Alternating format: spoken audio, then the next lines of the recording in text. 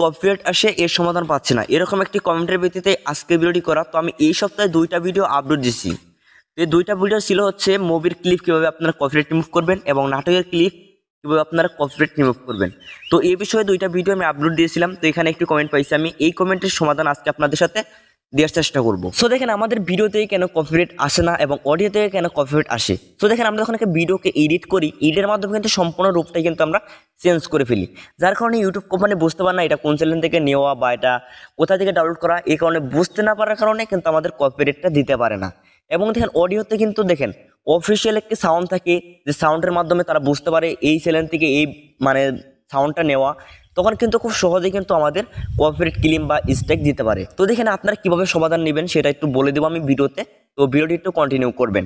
তো দেখেন আমরা কি করবো, সরাসরি কাইনমাস্টারে আমরা একটি ভিডিও জাস্ট অ্যাড করে নিব।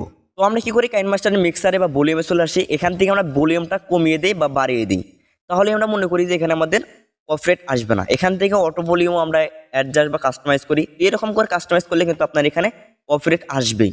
তো এখানে যদি আপনি এই মানে ভলিউমটা যদি 0 করে দেন তাহলে কিন্তু আপনার ভিডিওতে কখনো কপিরাইট আসবে না, যদি আপনি ভিডিওটা এডিট করে থাকেন। তো দেখেন আপনারা যদি ভলিউমটা রাখতে চান তাহলে অবশ্যই এখানে কি করবেন, এখানে আপনি 100-এর কিছু উপরে রাখবেন।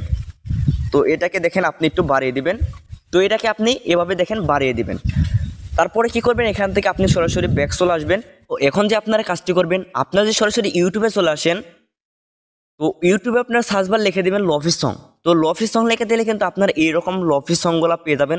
তো এইগুলা কিন্তু সবসময় অফিসিয়াল চ্যানেল থেকে কিন্তু মিউজিকগুলো ডাউনলোড করে তারা কিন্তু ব্যবহার করে। এখানে কিন্তু দেখেন কপিরাইট ক্লেম বা স্ট্রাইক কিন্তু আসে না। তো এইগুলা কিভাবে এডিট করে বা কোন ওয়েতে এডিট করে আপনারা মূলত লফি সঙ্গের মতো করে কপিরাইট দূর করবেন। তো দেখেন এজন্য আপনাকে যে কাজটি করতে হবে, অবশ্যই আপনার এই লেয়ারে ক্লিক করতে হবে, ভিডিও লেয়ারে। এখানে থেকে আপনার স্পিড নামে যে লেখাটি পেয়ে যাবেন, এখানে ক্লিক করবেন। তো এখান থেকে আপনারা কি করবেন, এক গড় এখান থেকে আপনারা বাম দিকে নিয়ে আসবেন। তো এরকম করে এক গড় আপনারা এদিকে বাম দিকে নিয়ে আসবেন। এখন আপনি কি করবেন, সরাসরি লেয়ারে ক্লিক করে নিচের দিকে চলে আসবেন। আসার পরে এখান থেকে দেখেন ইকো নামে কি লেখা পেয়ে যাবেন, এখানে দেখেন ইকিউ লেখা পেয়ে যাবেন, এখানে আপনারা ইকিউতে ক্লিক করবেন। তো এখান থেকে আপনারা দেখেন বেস বাস্টার নামে একটি লেখা পেয়ে যাবেন, এখানে আপনারা ক্লিক করে দেবেন। ক্লিক করার পরে ব্যাক চলে আসবেন। তারপর এখান থেকে দেখেন রিপাপ নামে কি লেখা পেয়ে যাবেন, এখানে ক্লিক করবেন। একদম নিচে চলে আসবেন, এখান থেকে স্টুডিওর উপরে একটি লেখা পেয়ে যাবেন, এখানে দেখেন রিপাপ লেখা পেয়ে যাবেন, এখানে আপনারা জাস্ট এটার মধ্যে ক্লিক করবেন। তো আপনারা যদি এখানে ক্লিক করেন, এখানে কিন্তু দেখেন এখানে কিন্তু আপনাদের লফি সঙ্গের মতো কিন্তু এখানে একটি সাউন্ড অ্যাড হয়ে যাবে।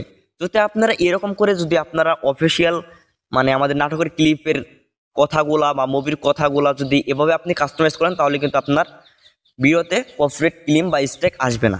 কিন্তু দেখা যাবে আপনাকে সাথে সাথে কপিরাইট ক্লেম বা স্ট্রাইক দিবে না, কিন্তু নেক্সট টাইম কপিরাইট ক্লেম বা স্ট্রাইক আসতেও পারে বা তারা কিন্তু চাইলে দিতেও পারবে।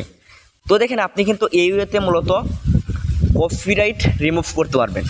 যদি আপনার নাটক বা মুভির ক্লিপে যদি আপনার এইচডিআর কালার অ্যাড করছেন, তাহলে আপনারা এই ভিডিওটি অবশ্যই দেখে নেবেন। এই ভিডিওটির লিঙ্ক আপনারা ভিডিওর আই কার্ড বা ডেসক্রিপশনে পেয়ে যাবেন।